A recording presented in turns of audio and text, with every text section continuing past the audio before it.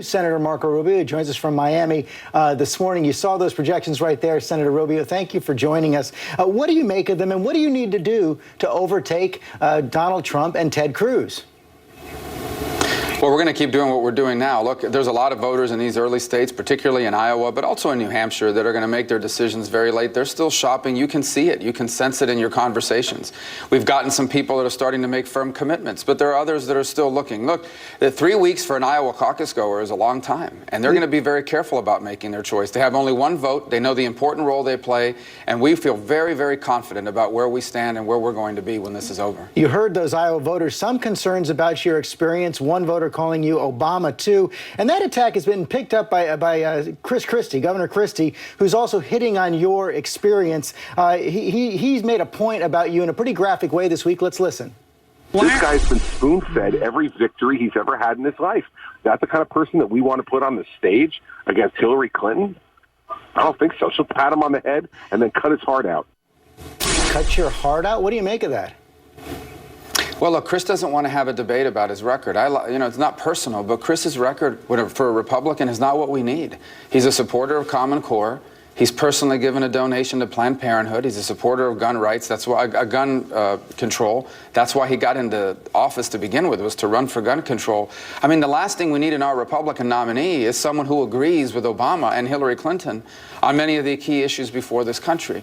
So he doesn't want to have a debate on those issues, so he says these sorts of things. What do you make about that? The bottom line is, what do you make about that experience issue coming from the voters, worried that you don't have the experience, worried that you could be another Obama? Well, first of all, Obama's not a failure because he was a senator. Obama's a failure. He's had 7 years of presidential experience, and he's still making enormous mistakes. So clearly it wasn't experience. It was his ideas and his ideologies are flawed.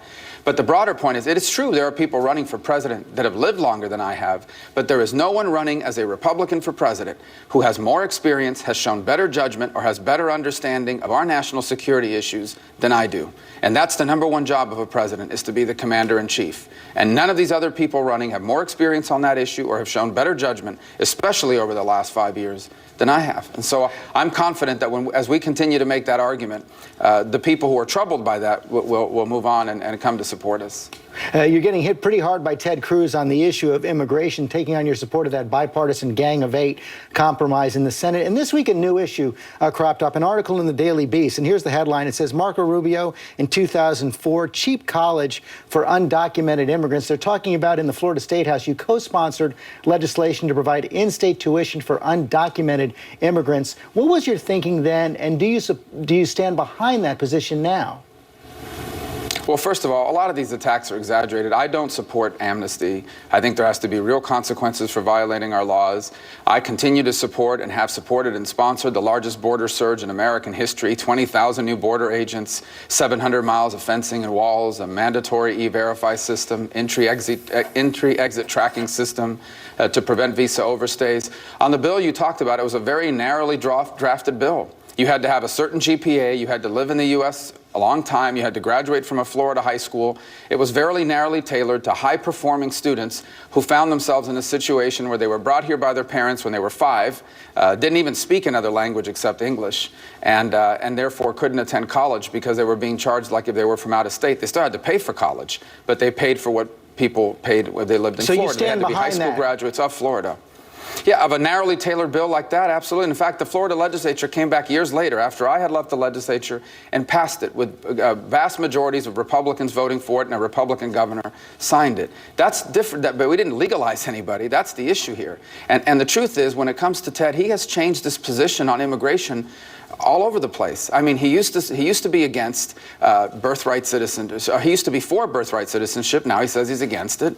He used to be for legalizing people that were here illegally. Now he says he's against it. He used to be for 200% increases in green cards, doubling them. Now he says he wants none. And he said he used to be for a 500% increase in guest workers. And now he says he wants 0. So this is not consistency. This is calculation as he's changed this position on these issues as we get closer to election days. You've also engaged in the national security debate with Mr. Cruz, saying the USA Freedom Act reforming America's surveillance capabilities that he supported is going to make it harder to protect the homeland. Here's what you said this week. If ISIS had lobbyists in Washington, they would have spent millions to support the anti-intelligence law that was just passed with the help of some Republicans now running for president.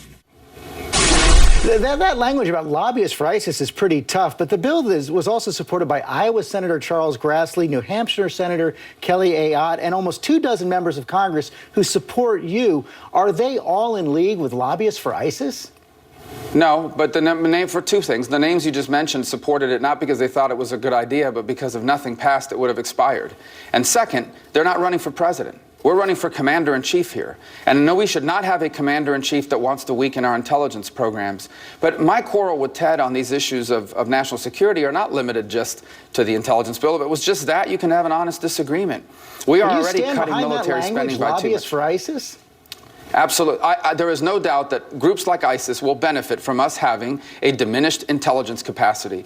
We are now at a moment in this country where we don't just need to keep the authorities we already have, we need to add to these programs. Look at what happened in Philadelphia on Friday. That was a terrorist attack. The White House refuses to call it a terrorist attack. The attacker says, I did this for ISIS. I've been inspired by ISIS. And we have a White House that refuses to acknowledge it as a terror attack. It was a terror attack. And this is the kind of threat we now face in this country. We need additional tools for intelligence. And my last point I want to make about this, I never believed Edward Snowden was a good public servant, the way Ted Cruz once said that he had done a public service for America. Edward Snowden is a traitor. He took our intelligence information and gave it to the Chinese and gave it to the Russians. We cannot afford to have a commander-in-chief who thinks people like Edward Snowden are doing a good public service. President Obama made a brand new bid for background checks on gun sales this week. And one of your recent ads said that President Obama's plan would take away our guns. The president took on that argument this week. Take a look. The conversation has to be based on facts and truth and what we're actually proposing, not some imaginary fiction in which Obama's trying to take away your guns. Fact checkers have called you out on that as well. Where has the president called proposals for taking away guns? He has not done that. Well, his proposal for everything is to infringe on the Second Amendment. There's a terrorist attack in San Bernardino. Before even the facts are known, he immediately jumps and says, we need gun control. But take away our guns? This is what he always resorts to. Well, if he could, he would. Obviously, he knows he's constrained by the Second Amendment, so what he tries to do is chip away at it every chance he gets. So you can see and he wants this debate to be about...